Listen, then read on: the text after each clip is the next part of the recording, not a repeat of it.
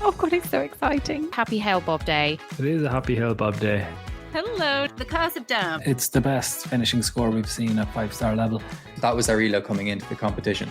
Eventing manager is back. Best show that we have, Alphabetti Spaghetti. Looking forward to seeing quality horses.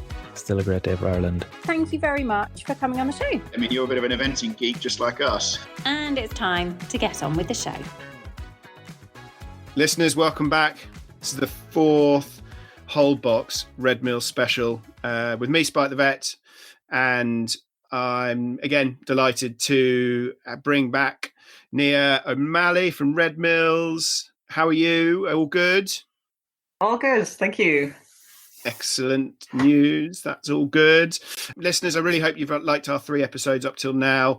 I think there's some absolute brilliant information in our one where we're discussing stomach ulcers and also the really important topic of hindgut dysfunction, hindgut acidosis as well. But here we are, last episode of our Red Mills specials, which huge thanks to Red Mills for their support. But here we go. And I'm going to call this From Foal to 5-Year-Old. So I wanted to kind of cover the importance of nutrition and feeding our youngsters, that are hopefully going to go on and be our hashtag future stars. But how if we get it a little bit wrong, we can have some consequences that can lead to, orthopedic problems as they get older, future lameness, even problems that might limit them ever being able to do the job that they were bred to do. So let's start with our youngsters. Let's start with our foals. Their first, let's say, 6 months of life when they're still still on the mare. Is there anything there that's key to talk about, in your opinion, Nia, or is it really just leave them to it, leave them to mum and let nature take its course? Hi. So I suppose we tend to do that. We tend to just leave them with mum for 6 months. It is the easy thing to do. Let them off, and then we just worry about them from weaning time on. But that's a critical time. So we need to make sure that we're feeding mum right. So during that latter part of gestation, we need to make sure that we're meeting her requirements. Whether that's through feeding stud cubes or stud mix or feeding a balancer. If your mare tends to condition well and tends to carry weight, she may just be better off with a balancer, and maybe a balancer and some stud cubes just to keep some weight there. But I think meeting her requirements during that last trimester is key. And I think feeding a balancer would be important there just to make sure that we're meeting everything. That's when most of the bone development is taking place of that young fetus. So, and also we're building up reserves there of minerals. So once the foal is born, then he can quickly use those minerals and put them straight into bone development within that first couple of days, couple of weeks. So meeting her requirements during that last trimester would be key through the likes of a balancer. Then once the foal is born, for the first 3 months or so, he's pretty much dependent on her. So usually when they're born, depending on your schedule, but it can coincide nicely with the onset of good, nice summer grass or spring grass. So spring grass tends to be good, tends to be rich in all the nutrients that we need. So we tend to be okay. But this is where if you have got a breeding farm or, this is your superstar you're breeding, it would be no harm to do a soil analysis. Just see, if you're quite deficient in copper, it's something that's so easily addressed through copper supplementation, and it's such a key element for this stage of development within the young horse. And you're not just testing for copper, you're testing for the antagonists as well, whether that's iron or zinc, and you're also testing for your selenium levels, your molybdenum levels. So I think doing a basic soil test at this stage would be important, just to know, have I an issue on my farm that I need to address? So going on from there, then as we push into, say, midsummer, depends on when your foal is born, I guess, but say the foal is pushing on into 3 months, after that period, the foal is less reliant on mum and more reliant on the pasture that he's grazing off. So again, we've addressed any soil issues with mineral supplementation if necessary, but this is where we might need to look at maybe just checking, is my foal doing well? Is he coming along? Should I be supplementary feeding? Again, this is where we tend to leave mum do all the work, but do we need to do some supplementary feeding here? And that's when you need to, it depends on your grass growth, it depends on the growth of your foal. So check that out. One thing that I will stress is we never want our foal carrying too much weight.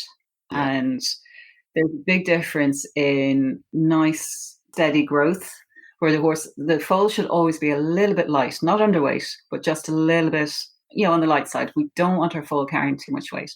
So if you start to see that they tend to get a crease along their back and they tend to have 2 rolls of fat running from, say, the withers, either side of the withers along the back there, and we have this dip, this little crease where if we could pour water, that you'd have this little channel of water. So always just check that. Please don't let your foals ever get overweight.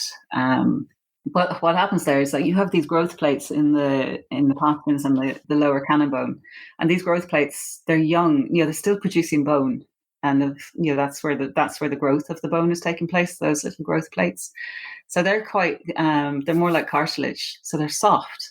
So if your foal is carrying too much weight, that's a lot of pressure down through the growth plates, and that's where the damage can be done. And if damage is done during that first couple of months of foal growth, that will most likely stay with that horse throughout its life. So we have to be so careful about not overfeeding our foals and just making sure that they're getting balanced nutrition and not too much calories. Also, from my point of view, it's not even just their weight. Those high levels of protein, high levels of carbohydrate. They definitely are a factor in the development of a condition called OCD, and that's when horses are developing, bone chips, or on occasion bone cysts. But primarily it's the development of bone chips, and where there's a mismatch in growth between the cartilage and the bone within the joint. And then we start seeing these bone chips, and that's when they develop, and I'm sure I would like to think most people have come across them at some point, but you start finding them when you're vetting 4 and 5 year olds. You might come across them when they go lame as 6 or 7 year olds, but these bone chips are developing when these are, horses are foals, they're 6 months, 9 months, usually less than a year, but, and that can come from, as you say, overfeeding, getting a little bit too carried away, wanting the foal to look good, and to have good condition. And the risks associated with that and getting it a little bit wrong one way or the other, really can have that knock-on effect with them in the future. So yeah, very much I would echo all of that. And I would also echo your point about copper, which I can't speak for Ireland, but very much in the, over in Britain, it's very low in most fields and most pastures, and and I think supplementing with copper is a very good idea. We used to actually inject a lot of our, brood mares and weanlings with an injectable form of copper in my previous practice, and we saw a really good and really impressive reduction in the incidence of OCD and also the growth plate conditions that you were just talking about there. So I think that's a really, really important factor. And as you said already, that analysis of the grass analysis, pasture analysis is really important, particularly if you're breeding plenty of horses, even if you've only got one. The money that you put into breeding costs a fortune. and something as simple as some analysis, again, get some information, and then you can know where you need to supplement if you need to. So love that. All really good points. On the copper, going back to that, because we addressed it in the earlier episode, but look at your broodmare, and is she showing, again, the classic signs of a copper deficiency would be that coppery tinge to the coat. If it's a nice bay mare and she's got this little copper tinge, or if it's a black mare and her coat isn't as bright and sharp as it should, they're signs of a copper deficiency. Or if she's not coating out well, or she's not shedding well, they're signs of possible copper deficiency as well. And so, it's a really easy mineral to supplement with as well. You can get it in a paste form, or you can get it in like a syrup form that you pour in the feed. So it's really easy to give. The signs are pretty classic. And then I suppose you could just do the just in case, because it's quite a safe supplement to give as well, because they have quite a high tolerance to it. It's not like iron or other minerals where they build up in the liver. They have got quite a high tolerance to it. You don't tend to see toxicity within the horse. So it's quite a safe one. If your mare is looking a little bit copper deficient, it's very easy to just supplement. And what I would say, though, it's not a supplement that you give year round. You do it in batches. So you'll do it for maybe a month, whether you do syringes 1 every 10 days, 3 syringes 1 every 10 days. Or whether you do like a pour-on tonic and you do it for a run of 30 days. But you'll do that every sort of 3 or 4 months, depending on your situation, or maybe once a year. So it's not something, I will say that, it's not something that you give them daily. And just to be careful of that too. But other than that, it's a pretty safe one. So, and just to rule it out. that first sort of 9 months of a foal's life is crucial. It's what you're seeing addressing these issues with horses when they're 7, 8, 9, 10. Those issues would have started when the foal was young. So yeah, I think it's a really crucial period. I was going to say, so we go on to the next little period. So we've now got a yearling, 2-year-olds, these, horses that are, youngsters turned out in the field, normally turned out in a bit of a group. It's also a key time as well. Would you be, advising supplementary feeding on top of just the forage, or what would you be, the next stage after they've come off mum?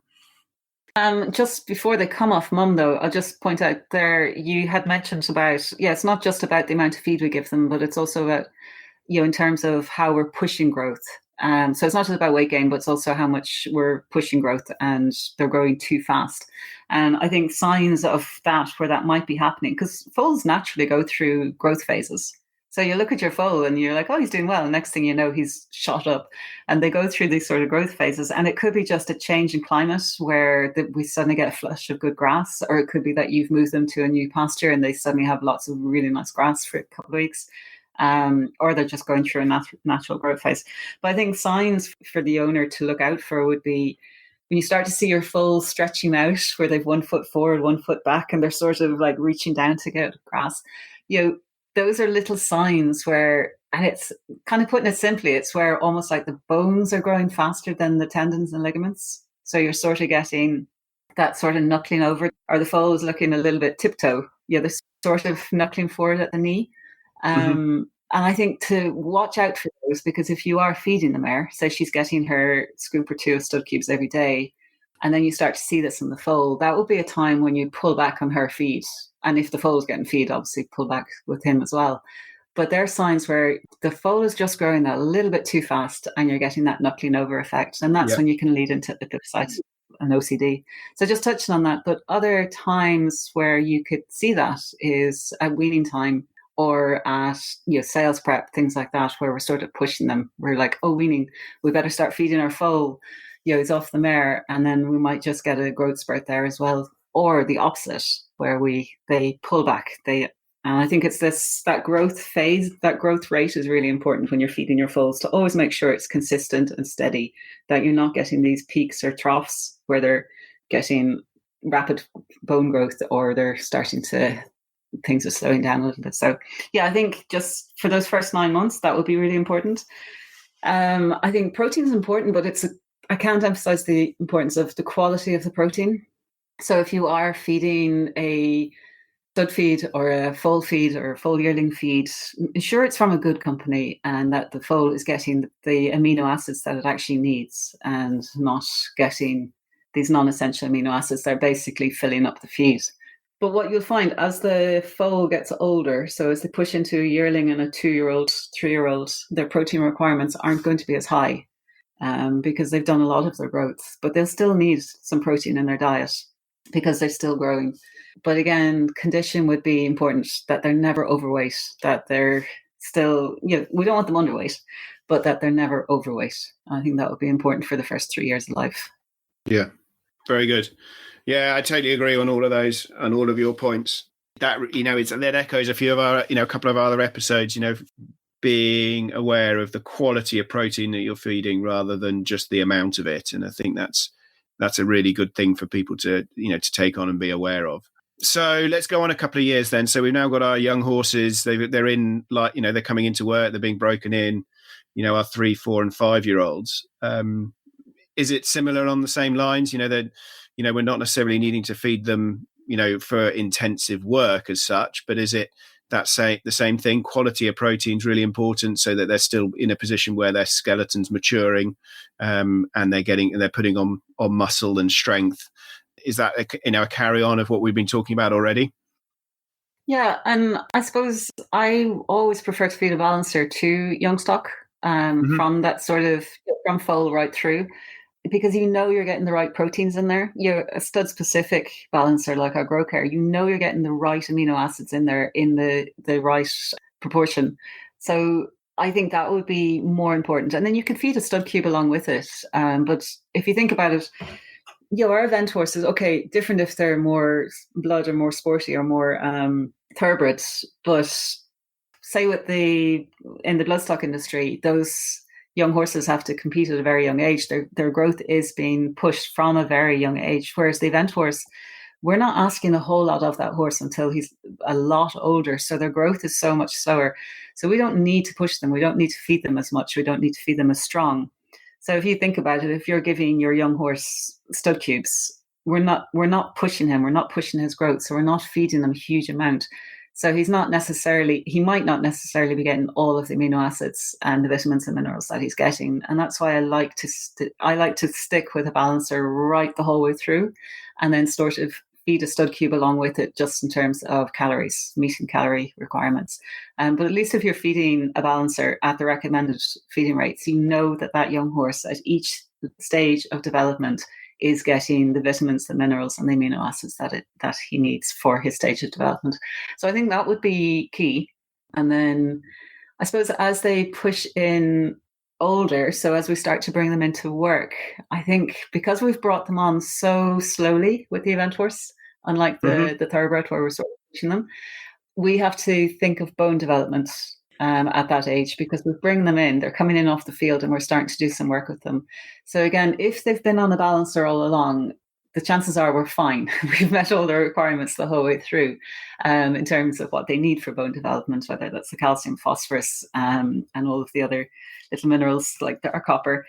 But if they haven't, the bone is going to be weak. And it's the work that we're pushing them into that is going to help to condition that bone and improve density of bone. So I will say, for your young horses, the slower you can go with a young horse and starting them off, the better, because the issues you're seeing as a vet years down the line with those horses, a lot of that, again, would have happened when that horse started his work as a 3-year-old, and they were just brought in too quick, too much lunging, brought straight into work too soon. And I think that has a real negative impact on them later on down the life. So I think slow would be key, but then meeting them nutritionally, and either doing that, the likes of a balancer would be important, or say a bone supplement at that stage would be good. Cool. I think that's lots of really good advice. So there we are, guys. Lots of nice advice there for producing our next future stars, an area that we haven't really, touched on yet, and might do in the future if we get some nice feedback and, put it all on the Discord group, and and we'll have some ideas for some future episodes. Well, look, I think this finishes up. We've done 4 little bite-sized episodes for everyone. I hope they've been really educational for everyone as well. I think there's some absolutely brilliant stuff in there. I can't thank Red Mills enough. I can't thank Nia O'Malley enough. Thank you for everything you've given us, your expertise and your knowledge, and look forward to working with you again in the future, I hope. Thanks a million. I really enjoyed it. It was great. Brilliant job. Thanks very much, listeners. Thank you again, and there'll be more Whole Box in the future. Thank you for listening to the Epiratings Eventing podcast. Have a wonderful day, everybody, and I look forward to having you back with us soon. Don't forget to follow us on Facebook and Instagram for more. Listeners, we'll speak to you again soon.